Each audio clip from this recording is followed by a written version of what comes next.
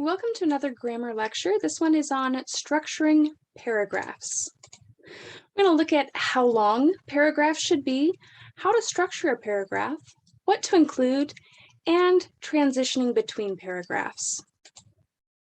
One of the most common questions I get is, how long should a paragraph be?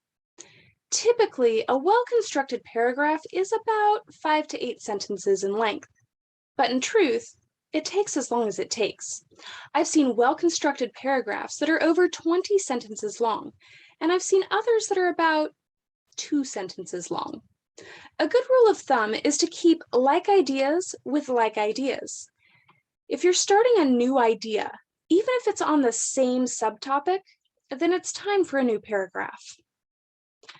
How do you start a solid paragraph? You start with the main idea or topic plus the controlling idea, which I'll cover in the next slide. Then you give support, typically your data or information that you've collected from your sources. This is followed with you explaining how this piece of information is relevant to the main idea and the controlling idea. One good piece of information could take you a few sentences, so you might only need one piece of information per paragraph. Other pieces of information work well together. In those cases, you would need to weave them together with your own elaboration and explanation, tying everything together for your reader.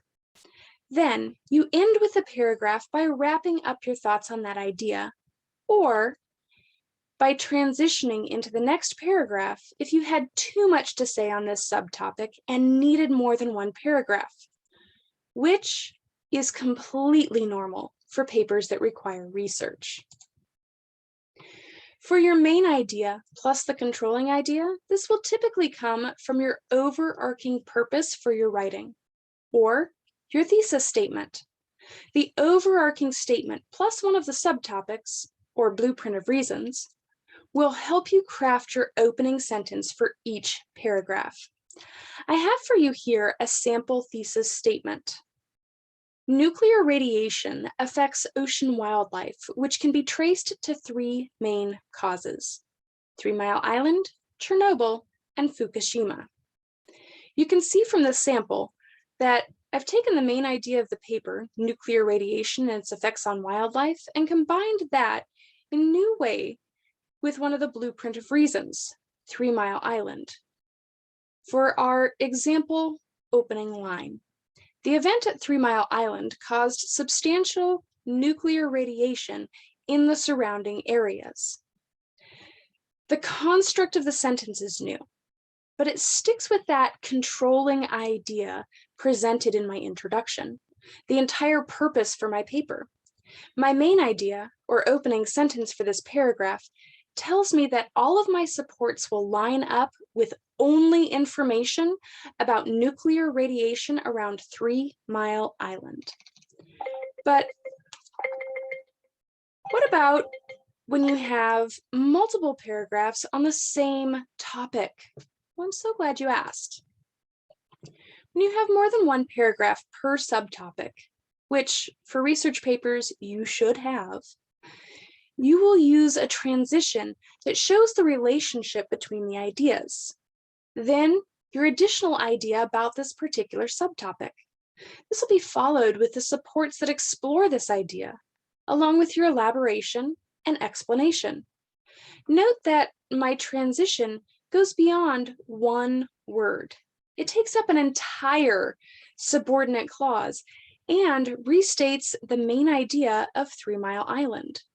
I now present a new idea that will help further information or even a counter-argument for this particular point in my paper. This technique can be repeated as often as needed to ensure you have enough support for each individual subtopic before you move on to your next main point for your paper. I will follow this up with sentences that explore this new idea and what that means for my overarching idea or my paper's purpose, that controlling idea for the whole paper. Just so you can see that structure one more time. I've added this slide to the end as well. You can see this as a blueprint for your writing. While this is by no means an end-all be-all, it is a great starting point. As you become more comfortable with your writing and your abilities to present your ideas, you'll be able to play with the constructs presented here. Until then, you can come back to this lecture as often as needed to ensure you have strong structure in your paper. The last piece of your puzzle is selecting the correct transitions between paragraphs. I have for you a great resource that has multiple types of transitions listed by category. Browse through this list and try to find transitions that sound stronger and more academic.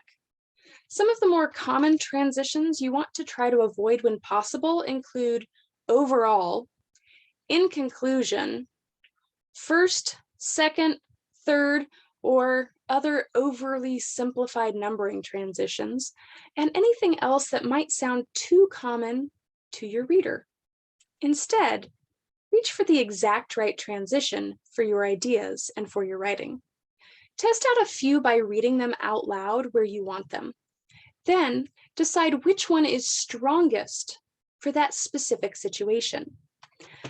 I hope you found this lecture helpful. As always, if you have questions, comments, or concerns, please feel free to reach out using that email icon in your learning management system. Thanks so much. Catch you on the flip side.